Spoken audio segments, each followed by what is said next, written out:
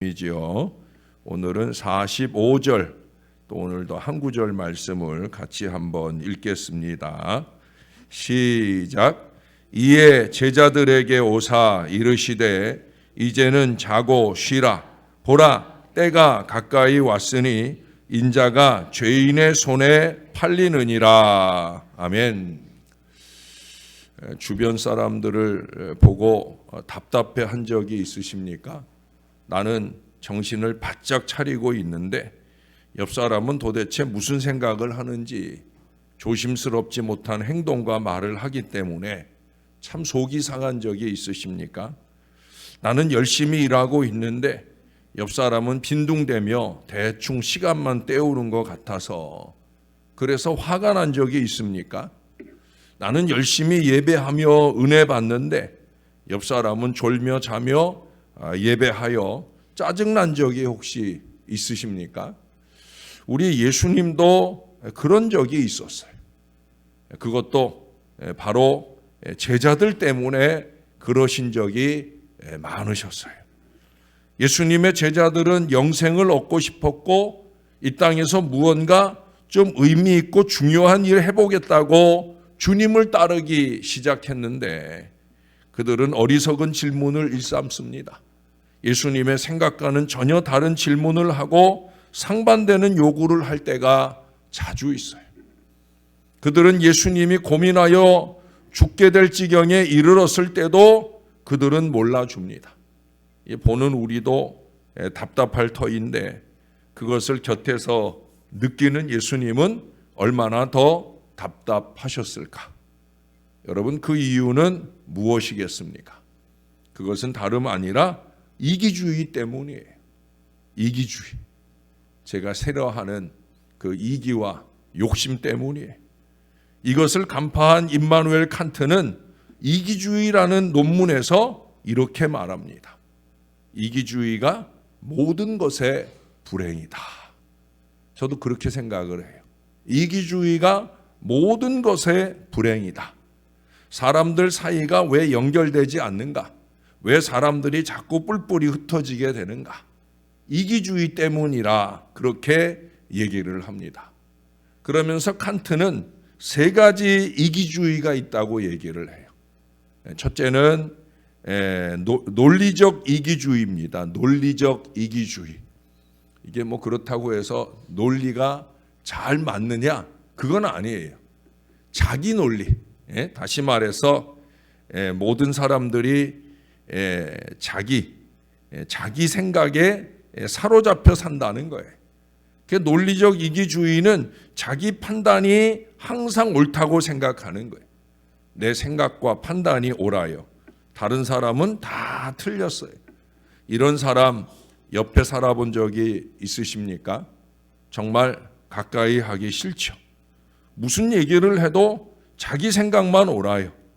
때로 너무 한심하고 불신앙적인 그 자기 주장을 굽히는 법이 없어요. 이게 이제 논리적 이기주의입니다. 저에게도 이런 모습이 전혀 없느냐? 그건 아닐 거예요. 사람은 누구나 다 그렇게 자기 생각에 집중하는 어리석음을 범하게 돼요. 두 번째는 미학적 이기주의입니다. 미학적 이기주의. 되게 어려운 말 같이 생각이 들지만 아주 쉬워요. 자기의 심리적 취향, 심리적 상황에 몰두하는 그런 이기주의입니다. 다른 말로 하면 자기 느낌이 항상 중요해요. 항상 옳아요. 자기 기분과 느낌만 중요하지 다른 건 중요하지 않아요. 옳고 그름에 대한 객관적인 기준이 있는 게 아니라 자기 기분이 좋으면 그러면 좋은 거예요. 자기 기분이 나쁘면 아무리 좋은 일도 나쁜 거예요. 여러분, 우리 사회를 한번 잘 보세요. 우리가 모두 다 피해자이면서 또 어느 정도는 가해자입니다. 저는 이 미학적 이기주의를 군대에서 많이 느꼈어요. 군대 얘기하면 여자분들 싫어하지만 제가 군대에 있을 때 보면은 그렇더라고요. 그날 군대에서 그날 밤에 편히 자느냐 아니면 편히 못 자느냐, 그건 내가 낮 동안에 얼마나 일을 잘했느냐 못했느냐, 이건 아무 상관이 없어요. 네? 그날 그 고참을 바라보는 거예요. 오늘 우리 고참께서 기분이 좋으냐 나쁘냐, 이 고참의 눈치를 보면은 다 알아요. 그날 고참 기분이 나쁘면 내가 아무리 열심히 했어도 그거 다 소용없어요. 군대 말로 하면 한 따까리 해야, 예? 그래서 기합도 받고 두들겨 맞고 그래야만 잘 수가 있는 거예요. 그런데 오늘 내가 잘못을 했어요. 아주 큰 잘못을 했어요. 야, 이거 오늘 밤에도 큰일 날래 생각하지만 아니에요. 그날 고참 기분이 너무 좋아. 예.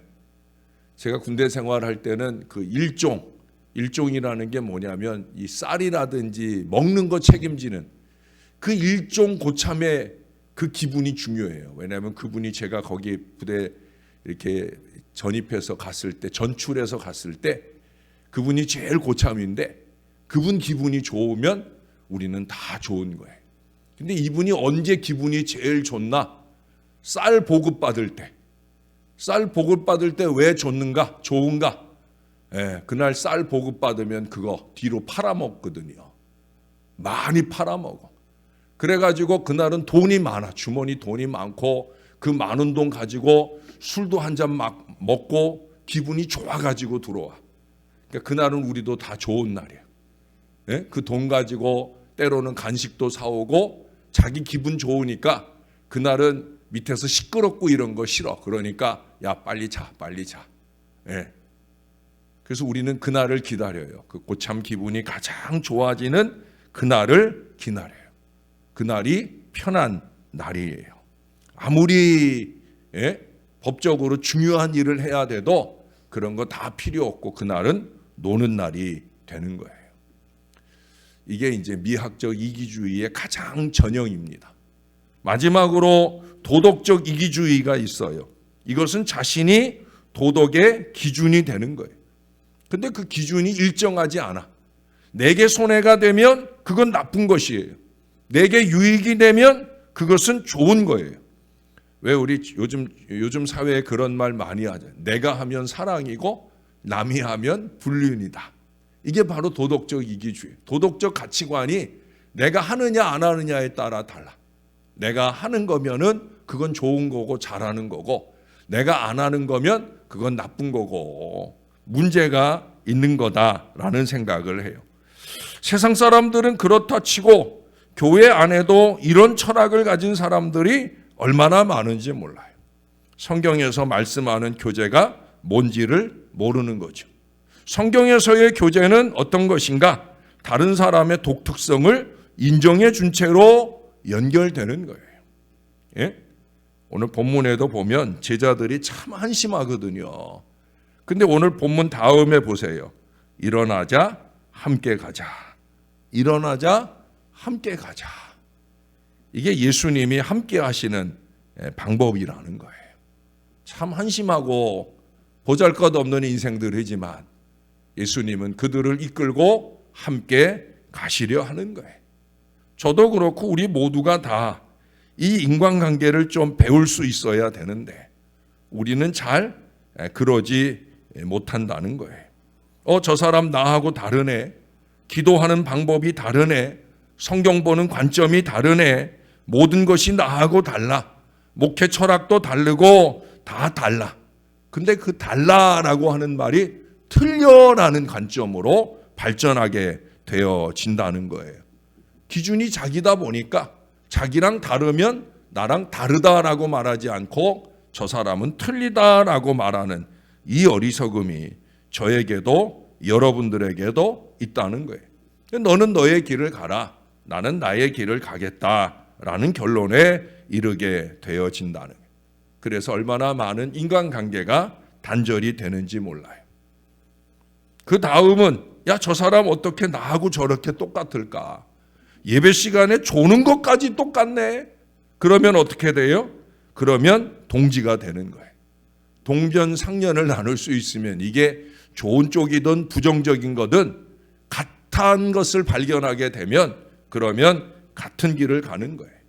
이것은 부정적인 모습으로 하나가 되는 집단 이기성으로 발전하게 되어집니다.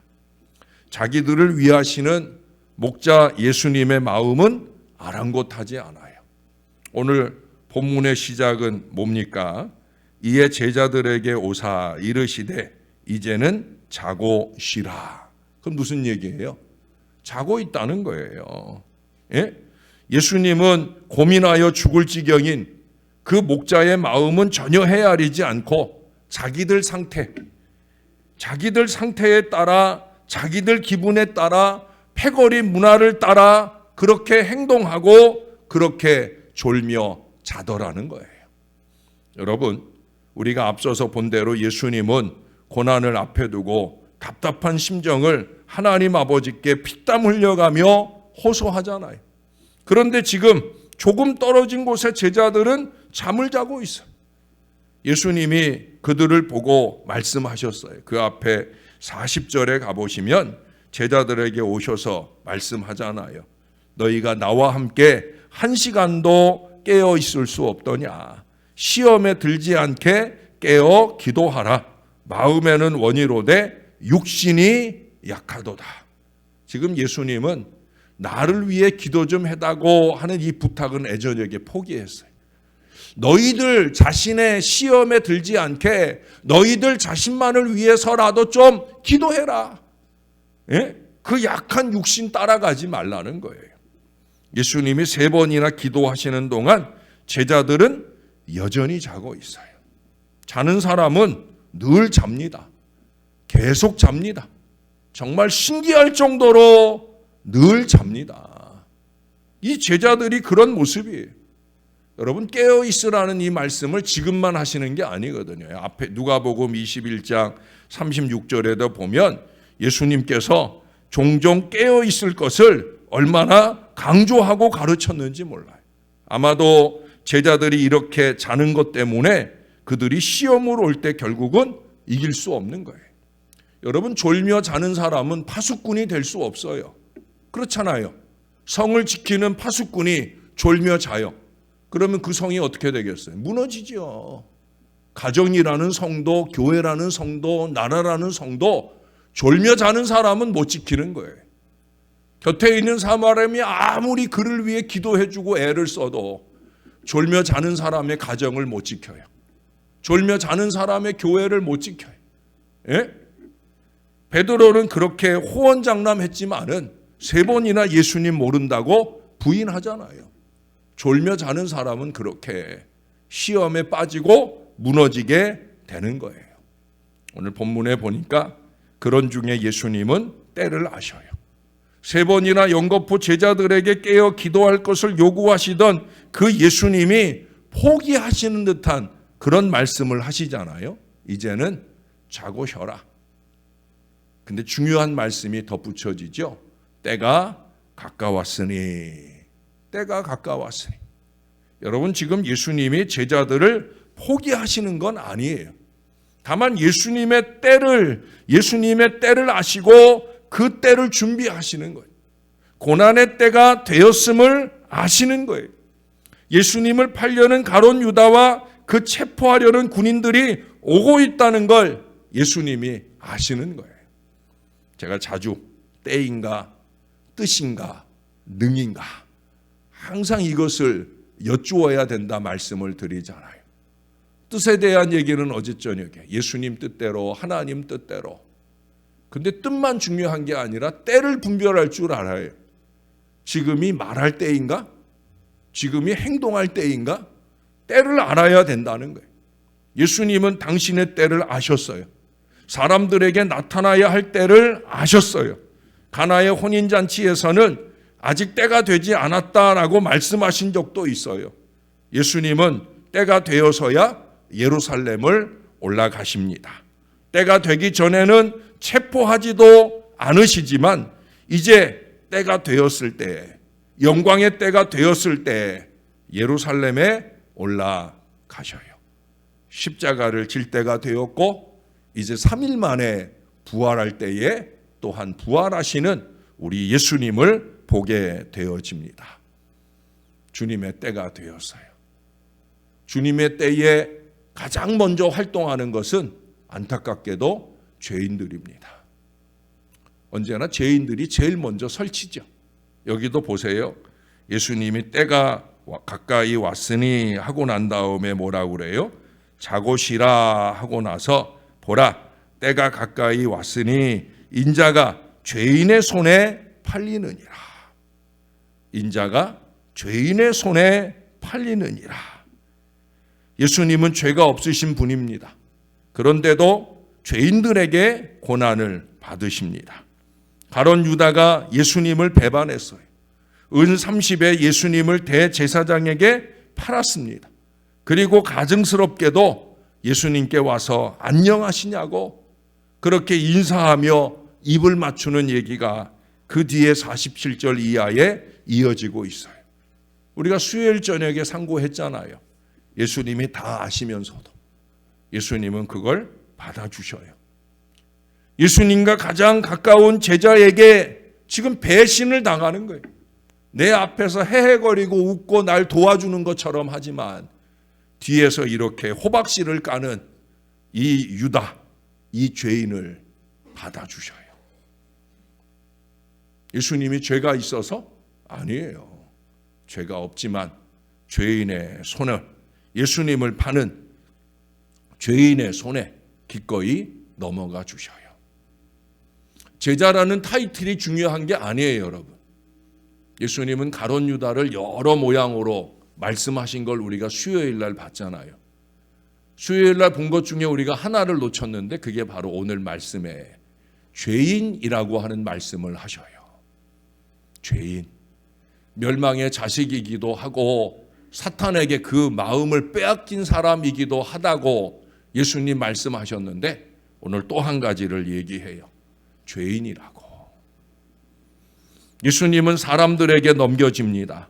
예수님을 넘겨받은 사람들 역시 죄인들이죠.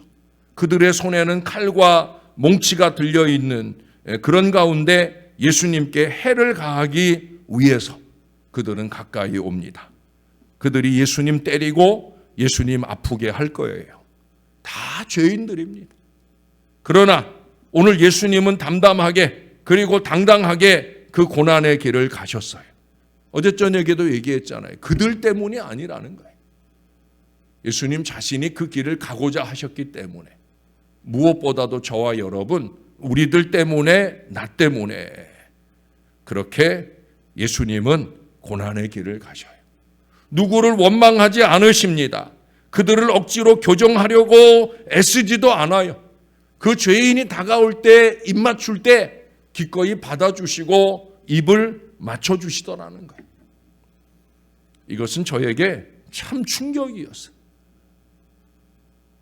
여러 모양의 이기주의에 빠져있는 우리에게 아주 중요한 교훈을 주고 있어요. 참 힘든 일입니다. 목회를 오랫동안 해왔지만 힘든 일인데 그래서 예수님이 이 모습들이 참 충격으로 저에게 다가오지 않는가. 우리는 너무나 도덕적 이기주의에 빠져 있어요. 여러분, 하나됨을 어떻게 생각합니까? 나와 똑같은 사람으로 만들려고 하고 있다는 거예요. 판에 박힌 듯 똑같아야 되는 거예요. 심지어 자식도 그렇게 키워야 되고 나와 다른 것은 용납하지 않을 때가 있어요. 물론 요즘은 그렇게 가지고 자식 못 키우잖아요. 그렇죠? 예. 자식들의 그 생각도 마음도 또 때로는 신앙도 이해해 줄 수 있어야 되는데 쉽지 않아요. 그러나 오늘 우리 예수님, 우리 하나님 얼마나 넓으십니까? 하나님은 얼마나 창조적인 분이신지, 예수님은 그 하나님처럼 얼마나 넓은 마음으로 우리를 대하시는지, 죄인을 대하시는지, 여러분, 우리는 그런 것으로 모든 사람들을 적으로 만들려 하는데 이 사람은 이래서 나쁘고 저 사람은 저래서 틀리다. 저 사람은 나와 생각이 틀려서 나와 교제할 수 없고 교제를 다 끊어버리게 되는 이 어리석음들을 범하게 되는데, 그래서 교회 안에 믿음이 좋다고 하는 사람, 보수적인 신앙을 가졌다고 하는 사람들이 가장 많이 죄를 짓는 그 판단과 비판의 죄에 빠지게 되어집니다. 이런 사람들에게 교제가 없어요. 새로 교인들이 와도 그 교인들을 맞아주고 받아주고 품어 안을 마음이 없어요. 교회 부흥은 아랑곳하지 않아. 자꾸 밀쳐내서 교회를 떠나거나 말거나 그 죄짐은 다 목사가 지고 목사에게 탓하고 그러고 자기는 아무 잘못 없는 것처럼 그런 어리석음을 범할 때가 얼마나 많은지 몰라요. 우리는 그리스도 안에서 하나로 연결되어 있음을 저나 여러분이 잊지 말아야 되는 거예요. 그러므로 이 순례의 길을 기쁨으로 걸어가기를 원한다고 하면 저와 여러분들의 마음을 넓혀야 되는 거예요. 내일이라도 당장 주님이 우리 부르시면 천국 올라가야 되는데 그때 부끄럽지 않으려면 지금 좀 정신 좀 차려야 됩니다.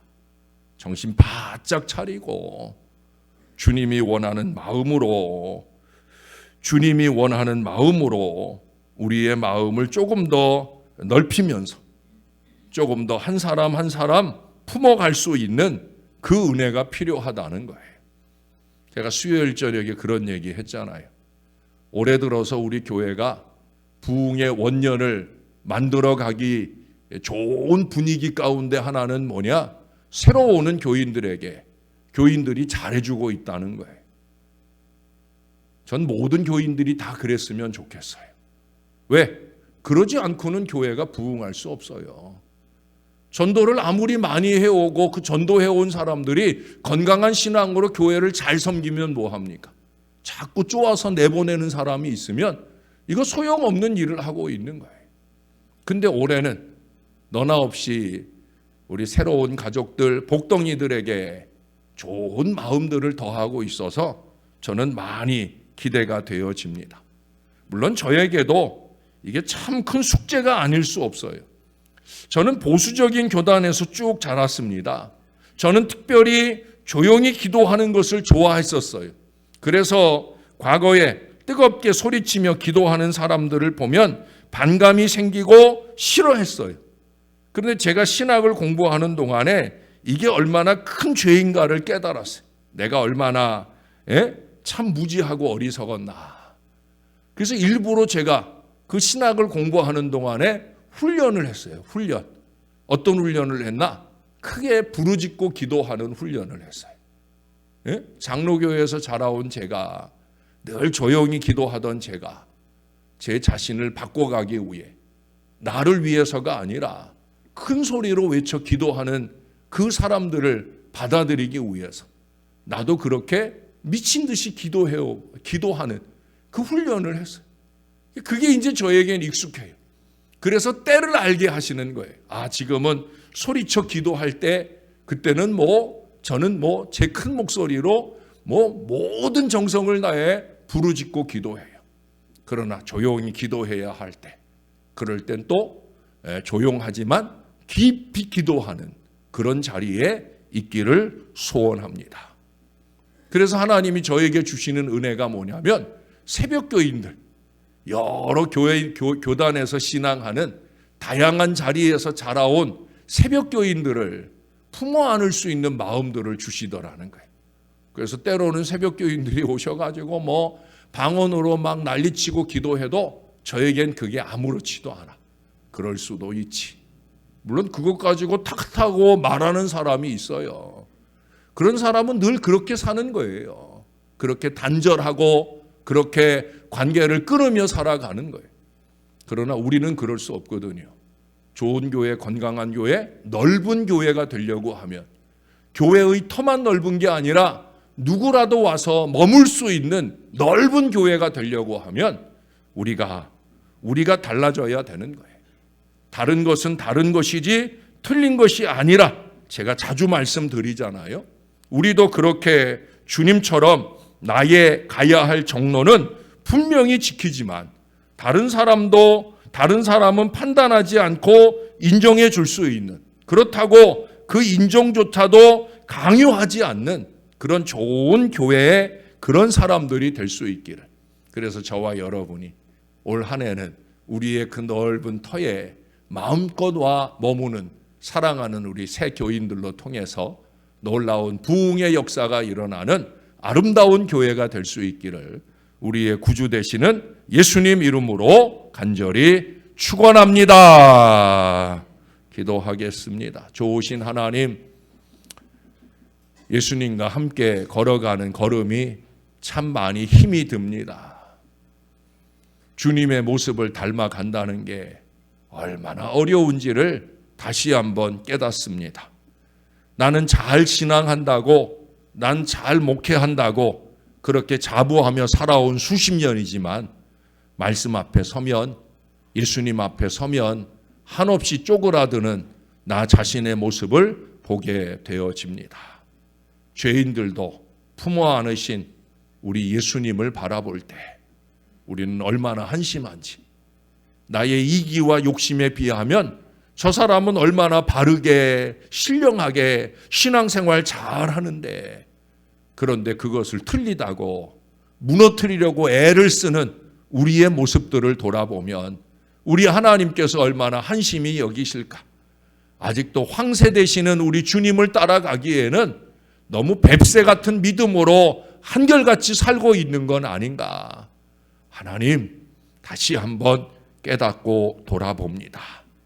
우리의 마음도 조금 더 넓혀보기를 소원합니다. 한 걸음씩 우리를 기다려주시는 주님처럼 우리의 보폭을, 믿음의 보폭을, 믿음의 마음을 좀 더 넓게 해보려는 간절한 마음을 소원합니다. 늘 조는 사람, 늘 자는 사람, 참 용납하기 쉽지 않지만 또 한번 주님처럼 마음 가져보려고 노력합니다. 또한 우리도 노력하게 도와주시되 주님이 원하는 그 마음, 주님이 원하는 그 신앙으로 잘 살아가게 하시되 올바른 신앙의 기준은 무너지지 않게 하시되 마음을 조금만 더 넓혀서 우리가 손 내밀어 주를 만지듯 손 내밀어 우리가 틀리다 생각하는 그 다른 사람들을 맞아줄 수 있는 넓은 손길을 우리에게 더하여 주옵소서.